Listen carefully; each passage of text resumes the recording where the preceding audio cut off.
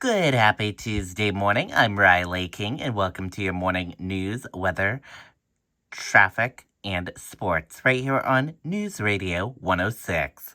Let's get started right now. First up, person rescued, taken to hospital after home catches fire. Let's take a listen to that video from WMUR News 9.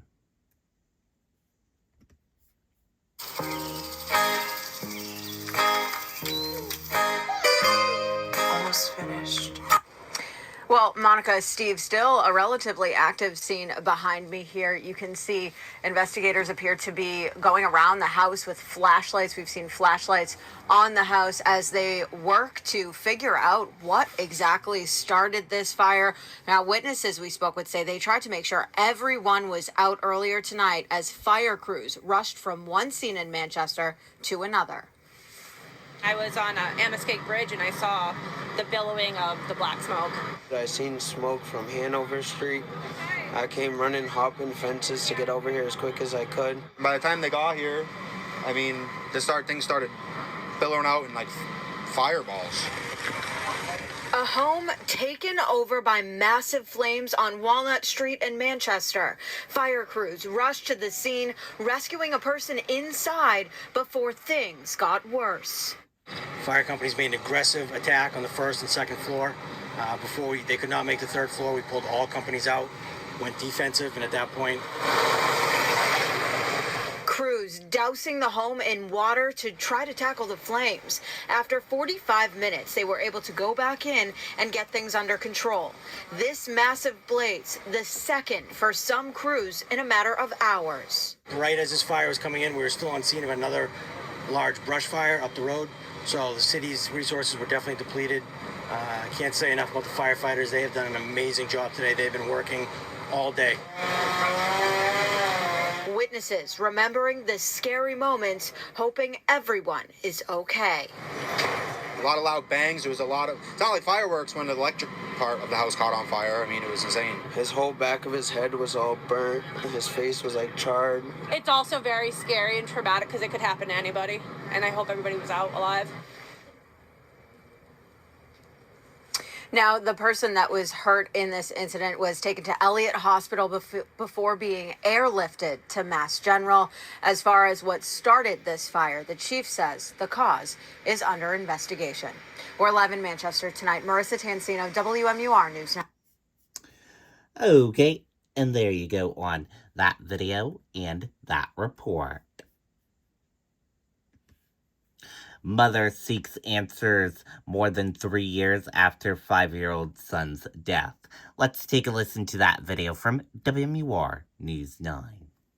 So, you're putting a fence up in your yard. Roger. It can be dangerous and expensive to damage a utility that may be buried just below the surface of your lawn. Whether you hire a pro or do the digging yourself, you need to call DigSafe at 811. DigSafe will notify participating utility companies to mark out their underground lines so you can dig safely. For more information, go to digsafe.com or call 811. DigSafe. It's smart, it's free, and it's the law.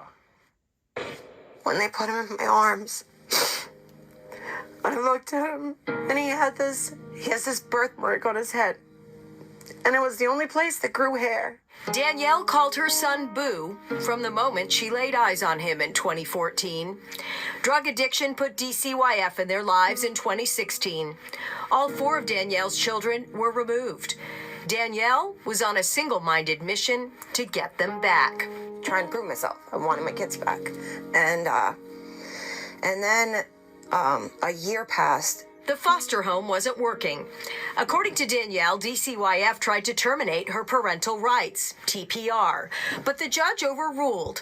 Instead, with Danielle's consent, the court granted guardianship of all 4 children to Danielle's mother, Sherry Connor, in Laconia. And as Danielle will later allege in a lawsuit, that's when the reports started. From the school, from the neighbors, from Danielle. Connor has never been identified as a suspect in this open homicide investigation of Boo's death. Every single time I saw him, they were covered in bruises. And they were unexplainable bruises. Nurses and teachers are often the first to report suspected abuse and neglect to DCYF. Danielle and her lawyer shared confidential school records with News 9 Investigates about Boo. Allegations consistent with her civil lawsuit against the state. 9 reports to DCYF from September to December 2019. Vomiting, scabs on his head, bruises on his neck, head, and arms. And 9 days before Boo died, a chilling internal email from the school about DCYF. Quote, "So everything is fully documented. As I was concerned, they are not taking my reports and calls seriously." The state's answer, filed in Superior Court, states, quote, "Each report was investigated, CPSW assigned, numerous home visits occurred, interviews with the children, reporters, police, and witnesses. Resources were identified and offered." How can this organization that takes kids away from people for the very same thing put them in a situation that's even worse than what they ever encountered before? The calls to police were stacking up as well, according to the lawsuit. Neighbors reporting screaming children, a DCYF caseworker asking for backup before she goes to the home. Danielle, so many calls from Danielle asking, pleading for a welfare check. And then on Christmas Eve 2019, a 911 call that couldn't be ignored. An unresponsive child at Blueberry Lane. Danielle remembers getting the news when a Laconia detective showed up at her job that night. I'm like, "No, is there something wrong with my kids?" And I started crying. He's like, "Please, just come with me for a minute." This is Boo's death certificate. Manner of death, homicide. Cause of death, blunt force trauma to the head and neck. Place of injury, decedent's home, Blueberry Lane, December 24th, 2019. To this day, not a single arrest. And Danielle says no information from the Attorney General's office other than it's an open, ongoing investigation. In the lawsuit, the state denies that it or its employees failed to properly investigate. Danielle's son was killed within days of Harmony Montgomery's alleged murder, but Danielle says no officials are speaking up for her little boy the way they did for Harmony. So she's posted signs like this all over Laconia, determined to hold someone accountable for her child's death. Governor Sununu was asked about the 3-year-old murder case and recent civil lawsuit on March 8th during a press conference. We contacted, I think it was his mom that originally contacted us, and obviously we sent our sympathies and condolences. It was just a horrible situation. There is a pending lawsuit, so we can't, there's only so much that I think the Attorney General's office or our office can really say about it while it's pending. So Danielle is leveraging the system before the law says it's too late. She's suing DCYF for damages. She filed in December last year, days before the statute of limitations ran out. 75 pages of heartache and frustration, 27 reports to DCYF starting in 2017, most from professional reporters, teachers, nurses, police, culminating in the final months of Boo's life with a flurry of calls from Danielle to DCYF, begging the agency to take action to protect her children. Here these people are saying that you're not fit enough to take care of your kids, and we're going to take them from you, but we're going to protect them, and we're going to do what you should have done. The Attorney General's office and police have never publicly identified a suspect, but Danielle's lawsuit states the emergency motion filed by DCYF on the day Boo died refers to Sherry Connor as the primary suspect. In response, the state does not refute it. Sherry Connor lives out of state now. Our calls and Facebook messages were not returned. Danielle was awarded full custody of her surviving sons and daughter in 2020, but says she will not rest until she gets justice for Boo.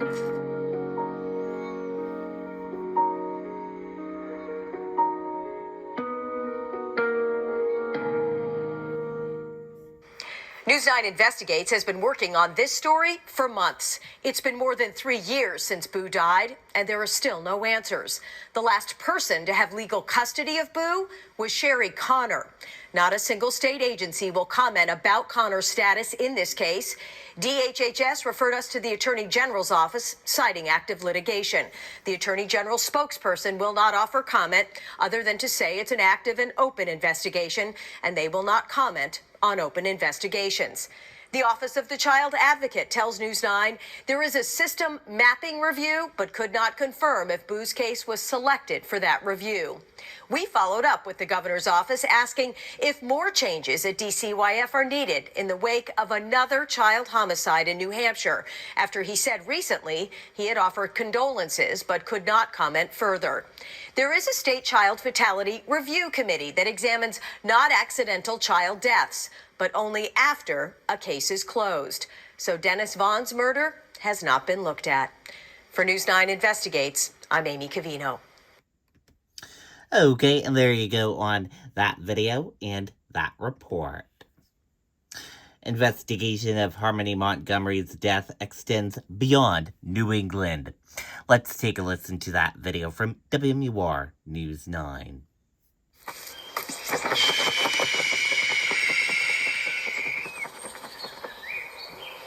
Wow, look how huge the jackpot is. That's wild. That's wild.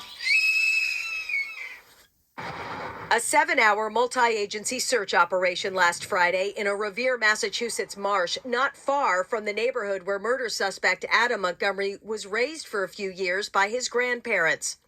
What investigators were hoping to find was not disclosed, but locating Harmony Montgomery's remains is a priority. Multiple sources confirmed to News 9 Investigates that in March, 2 detectives from the Manchester Police Department traveled to Florida and met with Adam's father and grandmother. It was called a courtesy visit, according to one source. Detectives shared new, gruesome, upsetting details about Harmony's death that the family had not heard before. Adam Montgomery is charged with second-degree murder. According to the grand jury indictment, he recklessly caused Harmony's death by repeatedly striking her in the head with a closed fist. Adam is also charged with altering, destroying, concealing, or removing Harmony's body between the day she died and March 4th, 2020. He has pleaded not guilty to the charges. Officials say they had specific information that led them to the marsh in Revere on Friday, but a source confirms to News 9 that information did not come from Harmony's alleged killer, Adam. Before the homicide trial begins, Adam will be tried on weapons charges, including career armed criminal. 2 new charges were just added to that case last week. Even before the murder trial, if Adam Montgomery is convicted in the weapons case, he's looking at 70 years in prison. Harmony Montgomery's homicide trial is set to get underway in August, and although right now her remains, as far as we know, are still missing, investigators tell News 9 Investigates that they have amassed a lot of evidence from various locations here in the city, and they're confident that will prove their case. We're live outside the Hillsborough County House of Corrections. Amy Cavino, WMUR News 9. Okay, and there you go on that video and that report. Doctors report global trend shows allergy seasons are getting longer. Let's take a listen to that video from WMUR News 9.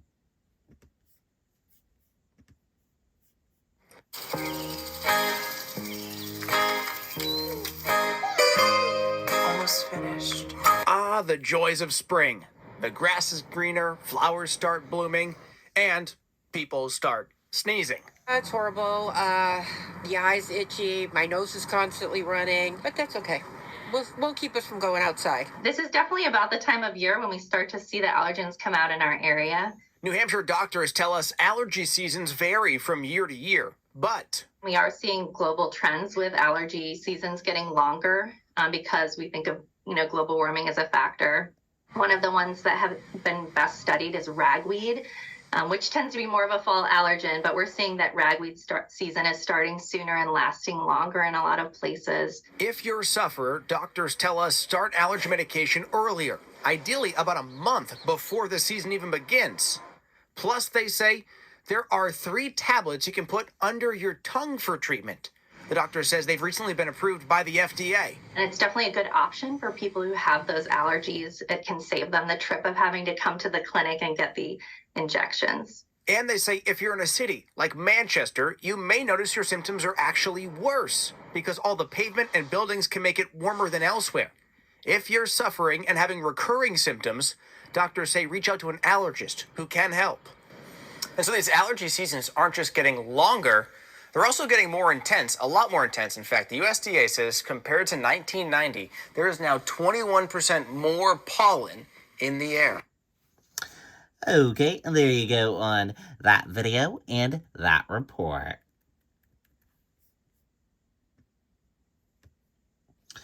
Bretton Wood stabbing triggered by dispute over yard work. Let's take a listen to that video from WMUR News 9. There's just one name to remember for the best roofing services in New Hampshire, Derek Cook. Call Derek Cook's roofing specialists now. Save $1,000 and get 0% financing. Insist on the best. Insist on Derek Cook's roofing specialists. Adrian Demers was vocal in his virtual arraignment this afternoon. It's actually nothing compared to what he was planning to do to me. That's nothing what I did to him, what he wanted to do to me. Sir, you're going to need to know that. I'm going to have to place you on mute. Ultimately leading to his microphone being muted by the court. Paperwork shows that police were called to South Road in Brentwood Saturday afternoon. When they got there, they found a man with obvious injuries covered in blood. The victim told police he was attacked by his relative, Adrian Demers. He went on to say he offered Demers $200 to rake the leaves in his yard, but Demers didn't finish, so he offered him $160 and said he could have the rest when he was done. He told police Demers became irate and tackled him to the ground and started kicking him in the head and ribs, telling police he was in fetal position, trying to protect himself. The police report shows the victim thought he was getting hit in the head with a brick, but police informed the man that he had been stabbed multiple times. The document showed the pocket knife used was the victim's, and that the victim had a gun on his waistband that came loose, and Demers took it and drove away. That's not true. It didn't fall out of his waistband. Sir. Hold the gun out. Demers disputes what's in the affidavit, saying this was all self-defense. I just found it very interesting that that is not noted anywhere in the affidavit. The defense says one thing that is clear from the affidavit is that Demers didn't have any weapons on him going into the altercation. The state says Demers has an extensive criminal history. Even if we were just dealing with these charges alone, it's clear that he should be held. The judge ruled that Demers be held in preventative detention. In Brentwood, Kelly O'Brien, WMUR News 9. Okay, and there you go on that video and that report. DOJ launches probe into leaked intelligence docs. Let's take a listen to that video from ABC News. Geico has been offering savings for over 85 years. That's longer than the Buffalo Wing's been around. Lips are burning. Geico, over 85 years of savings and service. A damaging leak of top secret U.S. intelligence. Tonight, with the White House is now acknowledging they don't know who took the classified documents and if there is more to come. And what it all reveals, including what the U.S. knows about Russia, its military, and about Ukraine. Terry Moran at the White House tonight. An alarming admission from the White House today about the extent of the damage from the growing number of classified U.S. military documents leaked online. We don't know. We truly don't. The documents, some of which were posted on Twitter, Telegram, and other social media apps, include dozens of secret briefing slides for hundreds of top officials and other classified documents. And they reveal U.S. intelligence on everything from North Korea to Iran's nuclear program to detailed information about the war in Ukraine, including maps of Ukraine's air defenses, highlighting weaknesses and the rate Ukraine is expending crucial ammunition. Others painting a bleak picture of Russia's military operation. And some of these documents created as recently as March 1st, making the information even more timely and valuable. The White House admits they don't know if there's more coming. We don't know what's out there, James. We don't know who's responsible for this, and we don't know if they have more that they intend to post. So we're watching this and monitoring it as best we can. But the truth and the honest answer to your question is we don't know. And is that a matter of concern to us? You're darn right it is. Administration officials are reaching out to allies about all the recent leaks, with South Korea responding that they will take appropriate measures if necessary after the two countries look into the veracity of the leaked documents. Russia wouldn't acknowledge whether or not it's behind the leak, a Kremlin spokesman saying it is a common disease to blame Russia for everything. The White House in damage control mode. Should the American people think that the administration is losing the battle against whoever wants to steal our secrets, whether it's foreign adversaries or hackers or whoever? I think the American people need to know and deserve to know that we're taking this very, very seriously. The White House telling us today that administration officials at the highest levels are reaching out to allies, doing damage assessments, and trying to figure out how to maintain close military and intelligence ties when they don't know when or if these leaks will end. Hi, everyone. George Stephanopoulos here. Okay, and there you go on that video and that report. And that is a look at your news for this morning. Now let's take a look at the weather. Your weather right now is partly cloudy, 41 degrees, feels like 38 degrees out there. Sunrise will be at 6:09 a.m. this morning. And the weather for today and tonight. Today, more clouds than sun, high 68 degrees, winds west at 10 to 20 miles per hour. Tonight, partly cloudy skies will give way to cloudy skies late, low 48 degrees, winds west at 10 to 20 miles per hour. And that is a look at your weather. And now let's take a look at the traffic and roadways.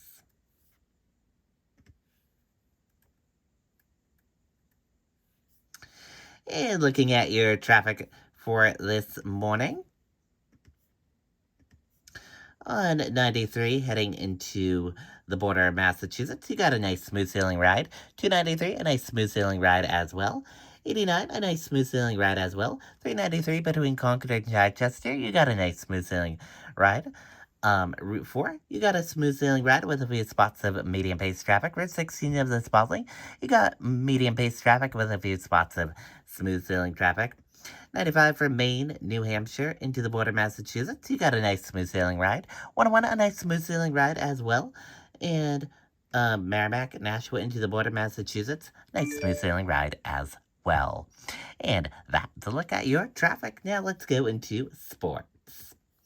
In sports, the Red Sox had a game last night, and the final score of the Red Sox game, Tampa Bay Rays 1 and Boston Red Sox 0. The Tampa Bay Rays won the game last night. Tampa Bay Rays are 10-0, and Boston Red Sox are 5-5. And the Boston Red Sox, they have another game tonight at 6:40 p.m. against Tampa Bay Rays. Hopefully they can win that game tonight.